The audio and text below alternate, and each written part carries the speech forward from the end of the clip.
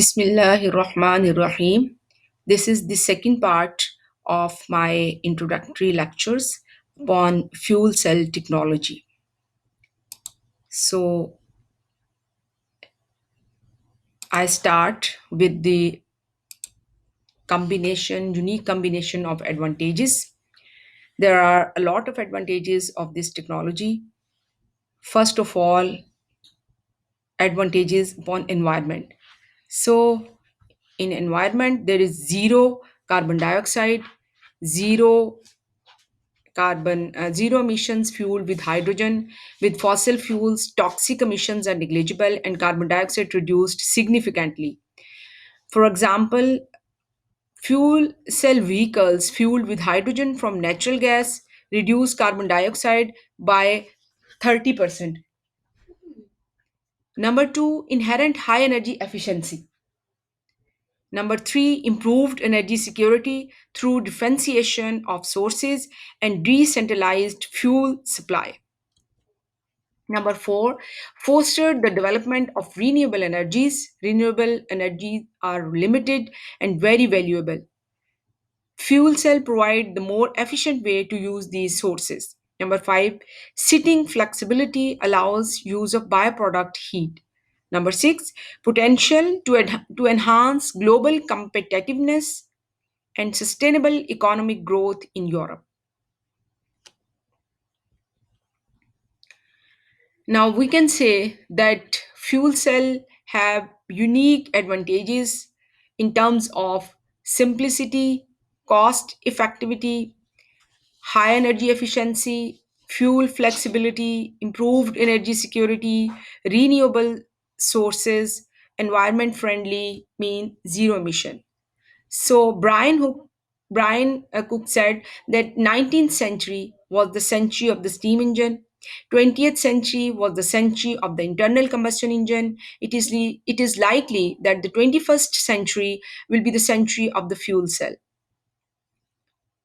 This slide shows fuel cell emission benefits. So in this graph, the emission relative to pure cell model 200 solution versus natural gas engines and US grid were plotted. So in terms of emission, there were nitrogen oxide, sulfur dioxide, carbon monoxide, volatile organic compounds, and particulate matter. So for a pure cell model, there are the graph shows zero emission of nitrogen dioxides, sulfur dioxide, carbon monoxide, volatile organic compounds, particulate matter as compared to the emission of all these gases for natural gas engines and US grid. So definitely these zero emissions of all these dangerous materials affect have a good effect upon the environment, and it can play an important role to heal up the hole creating in the ozone layer.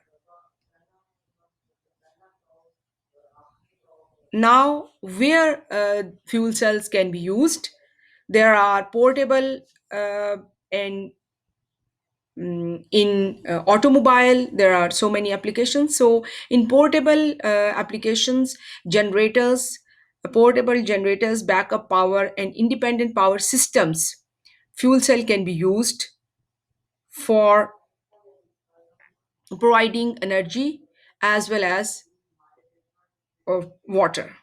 So here is the Volar portable battery charger, Volar portable charger for power tools, NetStack 120 kilowatt power plant fueled with byproduct hydrogen, EDATech 5 kilowatt Electrogen power backup solution, and Plug Power 5 kilowatt Gen Core for backup power. So for portable applications, fuel cell can be used successfully. There are some other portable fuel cell applications: consumer electronics, military applications, portable and auxiliary power sources for boats, trucks, campers, etc. So here in laptops, in mobiles, it can be used easily. Now, there are applications of the fuel cell in transportation. They can be used in automobile, the next generation of the cars. So, GM Highwire, Honda FCX, and Toyota Finance. These cars were established by using fuel cell operating inside. This is an image of the car established by Honda company, operating by fuel cell, and it has all these characteristics. So they are comparable to any other car operating with the petrol or diesel.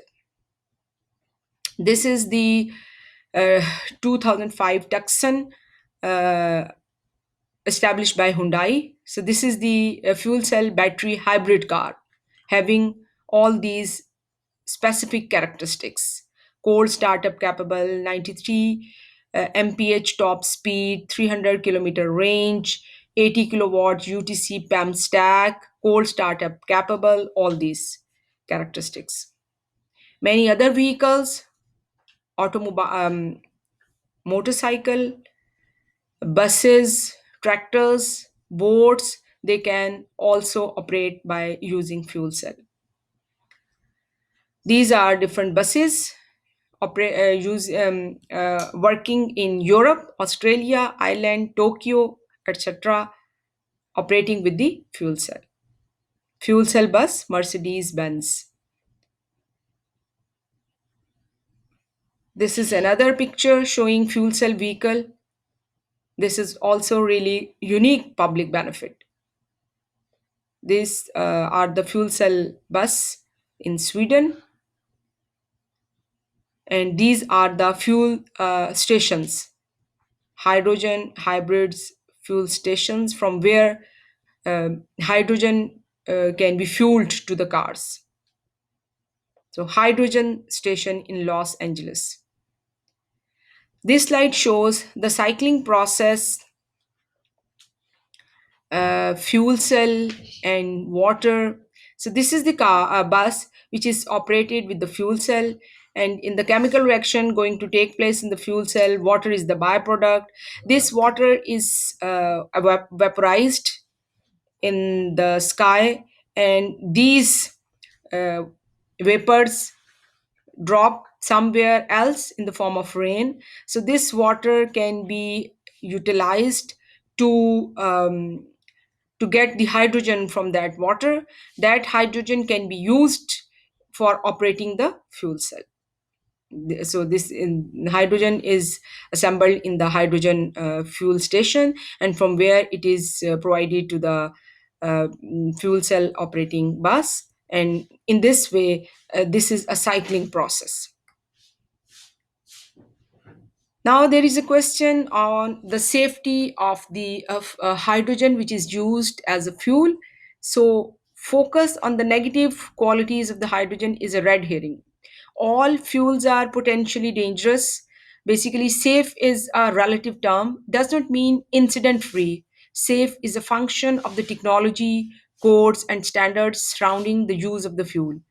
This uh, part of the slide shows the warning for the gasoline dispensing, gasoline health and safety warning.